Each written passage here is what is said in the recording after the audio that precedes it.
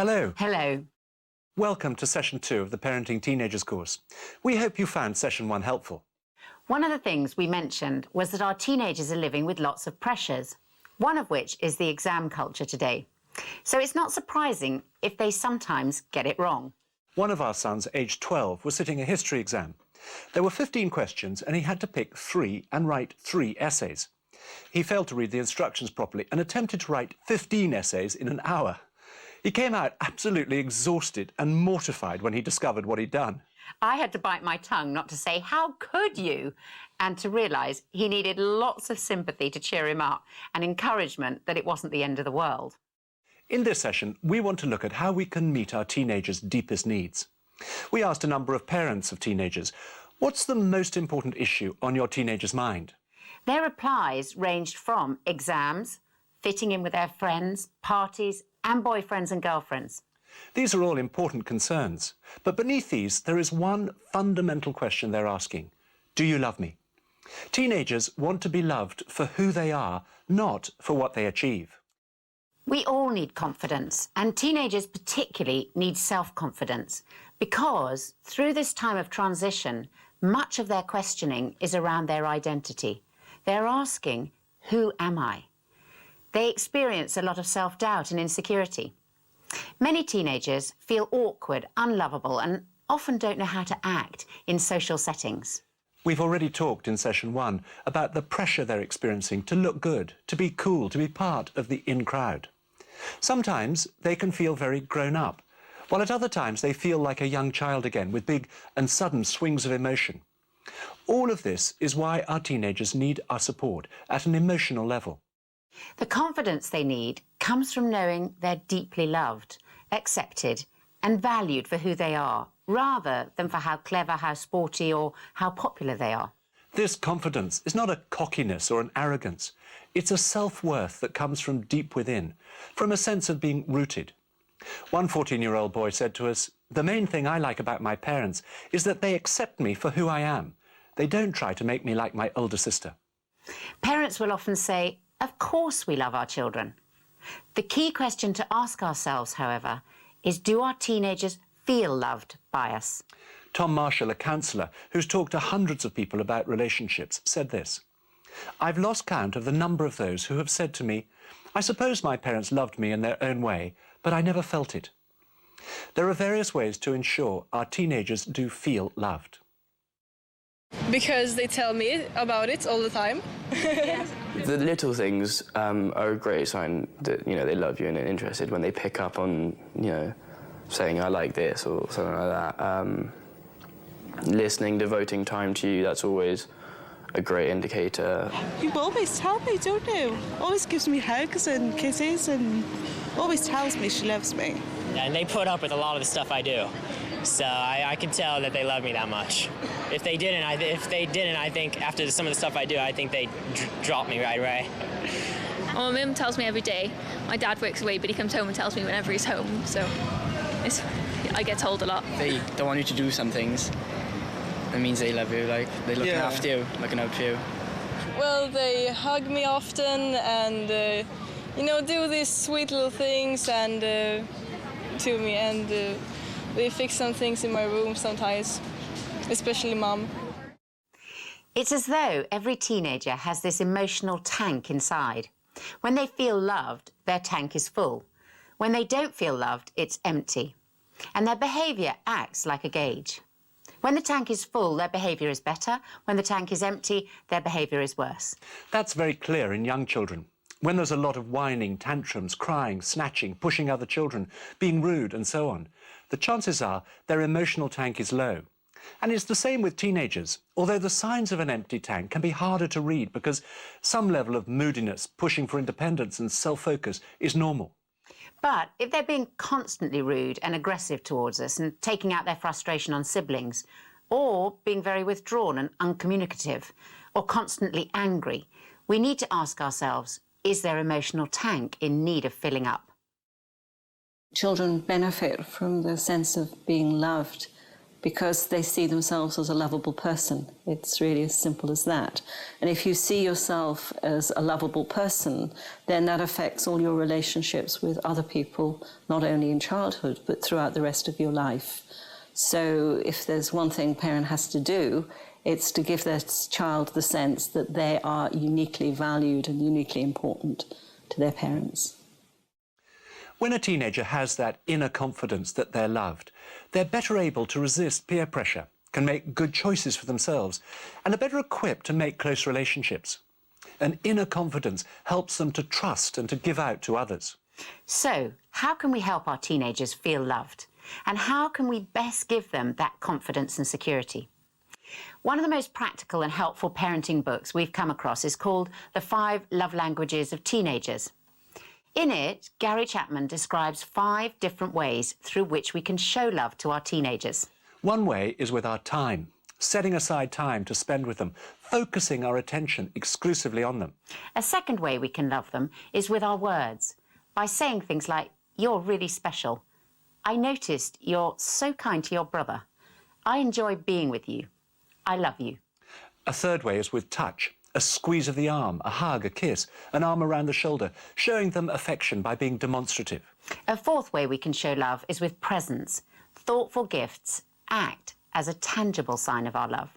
And a fifth way is with our actions, doing practical things for them, helping them out.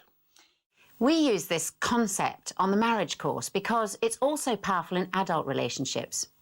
We get couples to think through these 5 ways of showing love with words, time, touch, presence and actions, and to ask themselves, which is the most important way for me to feel loved? And very often, the way one person feels most loved will be different from their partner. Scylla and I are very different. I feel loved mainly through words. It's when Scylla says kind, encouraging, affirming words to me and doesn't say too many critical things all in one go. That's when I feel most loved. For me, words don't have such a big impact. It's time that's the most important. It's when Nicky sets aside time for us to spend together and he's not checking his phone for messages that I feel most loved. What is helpful to recognise is that each of us will tend to give love in the way that we like to receive it. So, I find it easy to show Scylla and our children love through my words. It comes very naturally to me to encourage them and to affirm them. But Scylla doesn't actually feel really loved if I'm just using words. I need to take the initiative to set aside time to spend with her. Often in marriage, we have to learn our husband or wife's love language and then keep practicing it until we become fluent. There will usually be another of the love languages that comes a close second. For me, time is closely followed by touch. And for me, words are closely followed by actions. That shows how different we are and why we need to learn each other's love languages. It's just the same with our teenagers. They too will generally have 1 or 2 love languages, which are the most important ways for them to feel loved. And they could well be different to ours. This concept of love languages has been invaluable for us as a couple and for us as parents. Even though some of these love languages will be more important than others for each of our children, they need to experience being loved in all 5 ways, through words, touch, time, presence and actions. And we have to learn to use all 5, the ones that come less naturally to us, as well as the ones we find easy to use. The importance of particular love languages for our teenagers may have changed since they were younger. We can discuss the list with them to ask which is most important for them now. Our experience has been that these love languages give us some practical, constructive tools to use. Even if we don't understand all their behaviour, we can be confident that by using them, we will be filling their emotional tank. We're going to look in turn at each of these 5 ways of showing love. The first way is through giving our teenagers time, one-to-one time. This means giving them our undivided attention, so they know we've put aside time, especially to be with them.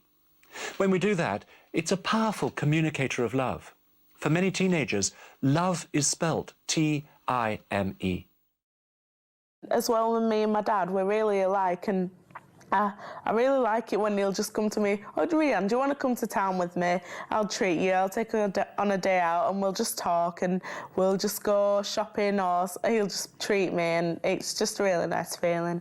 This weekend I did a one-to-one weekend with my dad, where so he just asked me if I wanted to do it, and where we could do loads of activities, and I said yes, and he did it, and it's like, so he set up the tent and everything, and then it's like, so I got more out of it than him, but it's just, he did it because he wanted to be with me. Yeah, they show how that they want to spend time with us and stuff, and like when we're ill from school, it's really nice because Mum or Dad, they say, like sometimes, oh, I love it when you're ill, not because you're ill, but so that I can spend time with you, which is really nice. And Mum loves it when we have in-service days, so she can spend time with us as well. So, yeah. I think one-to-one time with my mum, I think we've said a lot about that, where it's just talking and getting everything out. And I think how Rhiannon and I both feel after we've had a talk with my mum is just refreshed, you know, like you've clean plate again, just start again, you know, and then wait for a whole host of new problems to build up. For us, fitting in one-to-one time with each of our 4 children was hard. We didn't have a garden, and it wasn't always obvious what we could do with each of them. Josh, our youngest son, loved cricket, and often when he got home from school in the summer, the thing he most wanted me to do was bowl some balls at him. There's an alleyway beside our house which we used, and I found playing cricket with him for 10 minutes made a big difference to his general mood. We need to find out what they enjoy doing and involve them in the planning. We know a father who has 2 daughters. With each daughter, he makes a plan to do something, just the 2 of them, once a month, and they can choose. One of his daughters loves rugby, so they often go to a match together, which he really enjoys too. His other daughter loves shopping, and even though that's not his favourite thing to do, he's just as happy to sit in a clothes shop for an hour while she tries on endless clothes. By spending time with his daughters, that father was communicating, you matter to me. Spending the time with you is important to me. We shouldn't pressurise them, and we shouldn't be hurt if they say no thanks to one of our ideas. We can try something else instead at another time until we find something they do like. That, of course, is harder to do if parents are separated and the time with our teenager is more limited. Planning ahead is particularly important if this is the case. And be realistic. Don't set the bar too high and then find you never do anything as a result. Mix up bigger things, smaller things, longer times, shorter times. So it could be going for a pizza or an ice cream or whatever they find appealing, seizing the opportunity to stop for a snack after collecting them from a friend, cooking together, walking the dog, going to the cinema or a concert with them, playing or watching some sport together, or, as our daughter loved, visiting an art exhibition. I take her to the hair salon and I have to sit there and it could be hours. But the fact that I'm with her, you know, and then she'll ask, should I have it coloured? Should I cut it? Should I do it go shorter? Should I do a Mohican? You know, there's so much to do and talk about. And it's just that our time together and it's just focusing on her. And I think it makes such a difference for her knowing that I'm doing it with her. And slowly, you know, she's coming away from being willful and she'll ask my opinion. And it's been great, really. It's a great, I mean, in terms of friendship, you know, I know her better. And then watching her grow into, you know, a young lady, it's been really good for both of us, yeah. One-to-one time can make a huge difference. I think of an example when Lauren wanted to go down to Plymouth to see the boyfriend for a week, and I offered to drive her down there. We spent a long time on that car journey just talking, listening to the music that was on at the time. There was some really good stuff on. We got quite similar musical taste, which quite helps as well. And we just chatted pretty much all the way down there. It was a really nice sort of drive down, and you know, at the end of it, I dropped Lauren off and then sort of turned around and came straight back. So I think I got in about 3 a.m. in the end. And I was going to say, actually, when Steve came in, obviously I was in bed, and woke me up and said, oh, I'm back. And I thought he's going to be exhausted, and he was buzzing. He spent like 10 hours in the car, of which 5 probably were with Lauren, and he had literally just stopped for petrol and a burger on the way back, and yet he was so excited. He was like, we had the greatest conversations, and it was brilliant, and it was such a brilliant moment. It's one of those ones you've always remembered, haven't you? Because it was a really stressful thing, but actually turned out to be amazing, didn't it? So. As parents, we can easily misinterpret our teenagers' interest and focus in their friends as disinterest in the family. Our teenager may not look like he or she wants to spend time with us, but the vast majority do. However, quite a number of parents have said to us, my teenager won't talk, so what's the point of trying to have this quality time if there's no quality conversation? There's a story of a famous man who planned a special day's fishing with his son. At the end of the day, the father wrote in his diary that he thought the day was a dead loss. He wrote that his son seemed bored and preoccupied, saying very little. And he thought he probably wouldn't take his son fishing again. The son grew up to be famous in his own right, and a historian found the son's diary entry for that same day. The son had written, "What a perfect day it's been, all alone with my father." This one-to-one time, even when it feels unproductive, is building our relationship with them and filling their emotional tank. You know, from the time my daughter was about 13, we used to go to a hotel once a week together. And it was almost like an adult setting. And she'd have a Coca-Cola and I'd have a coffee and we would talk. Katie could talk for England. And it worked so well, I tried it with Lloyd, and then he got to be 13. It was agony. He drank his Coke in about 10 seconds and I was dragging syllable after syllable. I almost gave up until we found a hotel with a pool table in. Now he needs me to feed the 50 pences in. But I thank God for those evenings. Lloyd grunting at me across that pool table and Katie sharing her heart with me formed the foundation when later on I had to talk to them about some very big issues in life. We have to build up relationship with our children. Rules without relationship lead to rebellion. The big talk doesn't work unless generally they've had that kind of input from us. A second way of showing love is through affirming words. The words we speak to our teenagers can affect how they think about themselves for the rest of their lives. Chief Rabbi Jonathan Sachs once commented, "Which one of us doesn't carry some memory of words our parents said to us when we were young? Words that hurt, or words that made us walk tall? Those are the words we never forget, and they shape our image of who we are. If they hurt, we can spend much of our adult life trying to ease the pain. But if they gave us pride or confidence, it's that which will stay with us through the years. Tell your child you love her, you love him, and in that one act of letting them know they're loved, you give them the strength to love in return. I don't know of a greater gift." Our words have the power either to put our teenagers down or to let them know how loved they are. I was very insecure, so it was so important that I had someone to tell me that they loved me when I really didn't love myself or didn't feel like anyone else loved me. It was really important in growing up. Yeah, they say they're proud of me. You know, it's nice to hear when you've done something good, you know, to hear that. I was dyslexic, highly dyslexic, so that was always very tough at school. From a younger age, I was always told that I couldn't really read or write by some of the teachers, and that when I went to secondary school I would fail and wouldn't do very well.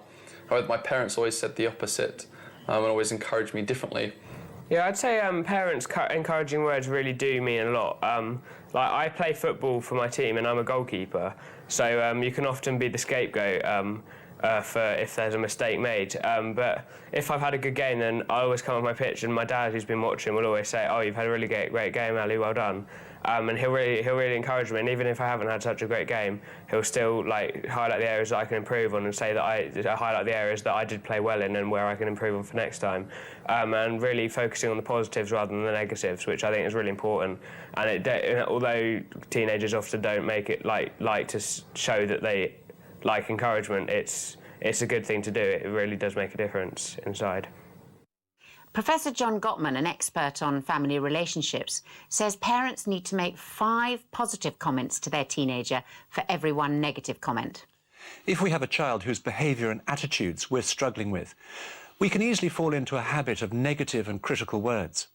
If we look for something they've done, even remotely well, and praise them for it, it can revolutionise our relationship with them. As we speak loving, affirming words, not just for what they do or for how they perform, we build their self-esteem and reassure them we believe in them and are for them. It saddens me when I hear parents bring their kids down in public. I was with a dad some time ago and his daughter came and he said, "Oh, look what the cat dragged in." And I say, why do you talk to your daughter like that? "Oh, it's just my sense of humour. She knows it's just a joke, but it's not good enough." The self-esteem of a teenage heart is very, very fragile. And it's so easy to be different, to build people up. You look nice in that, well done. It should never be flattery, it should never be insincere, and we still have to have the courage to let our kids know when they do something that doesn't please us. But catching your kids doing something right is a wonderful thing. The third way of showing love is through affectionate touch. During their teenage years, our children may be embarrassed by physical contact with us, while at the same time longing for it. And very often, they not only want it, but they also need it in order to feel loved. As I grew up, I didn't have much physical contact from my father after the age of around 12 or 13. When we had young children, I remember seeing a great friend greet his 19-year-old son. He gave him a big hug. And at that moment, I thought it's that type of unembarrassed affection that I want to show our children as they grow up and become teenagers. With the onset of puberty, teenagers and preteens can become rather gangly and uncoordinated, and they're no longer the cuddly little girl or boy we once had. All this can make physical affection harder. In addition, they may well start to feel self-conscious, particularly with the parent of the opposite sex. I remember our daughter withdrawing as she became more aware of her femininity, and I felt rather hurt. I tried to find ways to maintain physical contact, such as by putting my hand on her shoulder if I was helping her with homework, or giving her a quick hug and a kiss when we said hello or goodbye. After some years, she grew through this phase, and her self-consciousness passed, and I was glad that I hadn't given up. One mother with a teenage son said to us, "I have to be alert to when he's open to a hug." And a teenage girl said, "I find if Mum rubs my back when I'm stressed, it helps me relax." But we do need to choose our moments, particularly so as not to embarrass them in front of their friends. I remember when Benj and Barney were going to a new school aged 13 and 11. On their first day, I expected I'd go in through the school gates with them. However, as we got near, they both simultaneously said, "Bye, Dad," and rushed in. Not, I realised, because they couldn't wait to get into their new school, but because they were so worried I'd give them a hug in full view of their new classmates. I think through high school, when I was growing up, I was so standoffish from my parents because I was so insecure that I didn't want any touch, any hugs. I mean, it always helped. It was always so wonderful when it happened, but I always tried to avoid it. I think we knew that, and so we would make an extra effort to give her a hug, even though it seemed like she didn't want it. We thought she really did, and so we. Well, I needed it. You did, but I didn't want to believe that. Yeah, it was a funny age. Yeah. My love language is touch, and when I hug my parents, it just makes me feel like everything's okay. Yeah. Yeah, I'd say my dad still does hug me, like in the evening before I go to bed or something like that, and I do like that. I do value that. You might think that it's a bit like I'm not 6 anymore. I don't like doing that, but really, it does make a difference. It shows that there is still a bond between you, and it is still necessary if you're going to move forward in a relationship. With our youngest, his is touch. You know, he loves physical affection, and so making time to, doing fun ways of sort of physical contact. So he loves one of us getting into bed with him at bedtime. I mean, he's 10 years old, and but he still likes that sort of, sort of fun aspect of, cuddling together. Or if you're sitting on the sofa, he always wants the spot in between us, and so making sure that he feels special in that way, so that it's and his love language. They do to us what they want us to do to them. A fourth way of expressing love is with thoughtful presence. It's important to realise with this love language that we're not necessarily giving a gift because our teenager deserves it. Rather, it's because we, their parents, want to show our unconditional love for them. Saying to our son or daughter, "If you go and tidy up your room this morning, I'll buy you that CD you want," is bartering or manipulation. It's not a present. It's effectively payment to them for cleaning their room, which arguably they should be doing anyway. Presents, which are given unconditionally, are powerful visual symbols of our love. The emotional message we're sending is, "I care about you. I think you're important. I love you." And it's not just the present itself that communicates this. The wrapping of the present, the way we give it, and the ceremony attached to it, perhaps with other family members around, emphasises those messages. We asked for bikes, and actually Dad was thinking along this line as well, and he took us out and we were looking at bikes. He was gearing us up, and he wasn't leading us on where we could have the biggest flashes ones. We were looking around, so it built up quite nicely, and then we came down and he had hid them round the corner, and so we were like, oh, and we turned around and there they were, brand new mountain bikes that we've had for years and still have now. We may only think of giving presents on birthdays, at Christmas or other major festivals, and those are important occasions for present giving. However, we're missing a way of expressing love to our teenager if that's the only time we do so. There are lots of other occasions when a present is an effective way of showing our love. It could be for an achievement, big or small, or a time when they're struggling. I remember when our daughter was under great pressure with the prospect of exams at school and was really stressed as a result. I bought her a bunch of flowers, arranged them in a vase in her room, and wrote a card from Nikki and myself saying how much we loved her. She told us a number of years later how important the flowers and the card were for her in knowing our love and support at a really difficult time. Maybe if they don't want to talk to you or they're not ready to talk to you about something, but you know that there's a challenge in their life, then actually just to leave maybe a little note on their bed with a small gift or a treat, or just do something like that. It's absolutely, it's so exciting and thrilling to be able to do that, to know that you're touching their heart very deliberately. It's important not to misuse the giving of presents. If we end up bartering or bribing or seeking to buy off our child by using presents as a substitute for giving them our time, the impact of this love language will be lost. Presents don't need to be expensive. Our son Josh has always loved chocolate brownies. Every so often I would either buy or, if I had time, make some. And he knew they were especially for him. And the brownies didn't cost very much, but the emotional value to him was way higher. When we give a present, it shows we were thinking about our child when we made it or bought it. And then it can refill their emotional tank every time they see it, use it, wear it, or, as in Josh's case, eat it. The fifth way of expressing love is through kind actions, or acts of service, as Gary Chapman calls them. These are things that we do for our children. I suspect that with this one, you're thinking, I'm doing plenty of that. Maybe the cooking, providing a 24-hour taxi service for your teenager, or working hard to provide for the family. Parenting is, by its nature, sacrificial, and there will inevitably be many things we do for our children. However, it's often the extra things we do that can make a big impact and touch them most. For some children, this is their primary way of feeling loved, and we should look out for opportunities. One mother knew that her teenage son really wanted to go to a concert, but was finding it very difficult to get a ticket. She decided she'd go to the box office and queue for an hour. Her son was over the moon. She couldn't believe how much her action meant to him. And I remember once I went to a party and I left my camera at home. And I rang my dad, I was like, Dad, I left my camera at home. And I was so upset because, like, you know, it's all about the pictures. And he was like, okay, I'll go back and get it. And there was like a huge like traffic jam, and he went all the way back, and he came all the way back and gave me my camera. And then all my friends were like, oh, I wish I had a dad like that. And I was like, yes, that's my dad. Yeah. At the same time as doing things for our teenagers, we need to be careful we're not rescuing them all the time, as then they won't learn to take responsibility, to manage their time and to look after their possessions.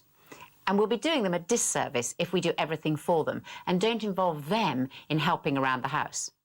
They also need to learn appreciation for what we and others do for them.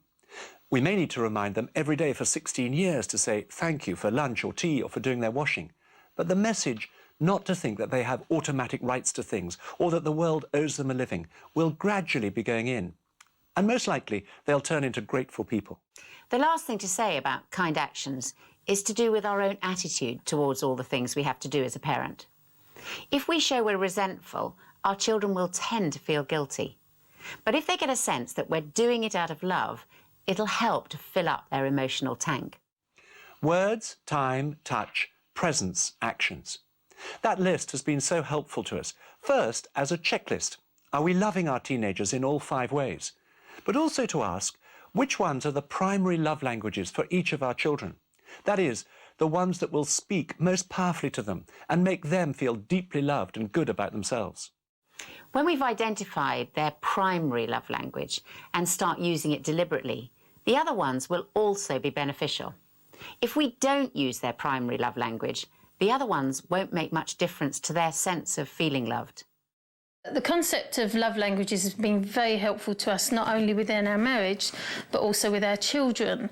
And I can remember reading the book on love languages for teenagers and finding out after reading it that my eldest in particular, her love languages was words of affirmation. And that really helped me, because prior to that, I would say things like, "You're a really messy girl," because her bedroom is a tip. Whereas now I say, "Oh, Yasmin, your bedroom is messy. Will you please clear it up?" Just a tiny little thing like that, which I think would make a real difference to her and how she responds to me. I think it's been really, really helpful, because if you know one of them has been struggling or needs encouragement, then actually you can very deliberately express love to them in a way that's exclusive to them and they feel really, really special. And I think that has been absolutely vital to see us through the teenage years. In the 5 languages of love, we asked our boys which one of those would most appeal to them, and I tried to predict what they would like, which it would be perhaps having things given to them. But actually they all said that the language of love that appealed to them most was having encouraging words. And in terms of putting pressure on them to do well, I particularly need to give them more encouragement and sort of compliment them on the things they've done well. And I find it quite hard to talk to them in a way that they really feel encouraged and empowered and sort of feel positive about what they're doing. But talking to them about the language of love actually brought that out, that I need to do more of that. Patrick, one of his love languages is presence. Yeah. And you've been always fantastic at putting a little note in his bag anytime he's gone away, or getting him a little special something, which has always made him feel really special. Emily, our daughter, her main love language is, one of her main love languages is words. She doesn't need a lot of our time or attention, but when she does, she really wants to hear us affirm, praise and encourage her. So we have to be really deliberate about that. That's the end of part 1. We want you to spend some time now looking at the questions about these love languages that you'll find in your manual.